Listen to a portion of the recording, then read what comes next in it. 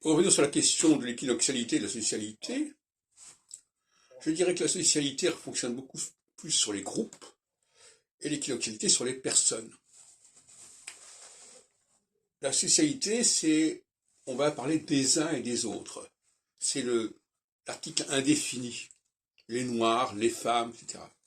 L'équinoxialité, c'est telle personne en particulier.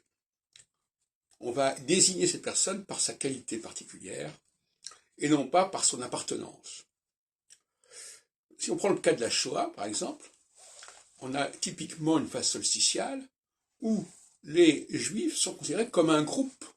On ne s'intéresse pas à la personnalité. De la même façon, pendant la Première Guerre mondiale, on mobilisait les gens globalement, comme groupe. On ne s'intéressait pas au fait qu'il était grand poète, grand scientifique, Apollinaire, machin, etc. Peggy. Voilà. Donc la socialité, c'est le collectif. On va généraliser, on va raisonner, on va fonctionner sur le collectif. Et l'équinoxialité, c'est beaucoup plus l'individu, la personnalité. Alors la personnalité, c'est évidemment, c'est très vertical, la personnalité. C'est-à-dire, cette personne-là, elle est particulière, elle a un génie particulier, elle a un charisme particulier. Alors que la socialité, c'est, voilà, vous faites partie de tel ensemble, voilà, point final. Et donc le basculement d'une phase vers une autre, c'est cela.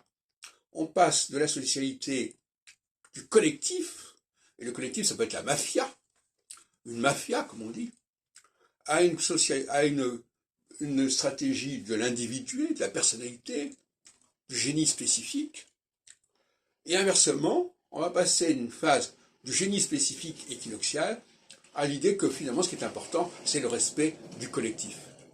Par exemple, dans le domaine universitaire, par exemple, on peut considérer qu'à des périodes solsticiales, on va jouer sur les réseaux, sur les mafias, sur les enrangements entre les uns et les autres, la solidarité, l'omerta éventuellement, et qu'en phase équinoxiale, on va s'intéresser à la valeur propre d'un individu.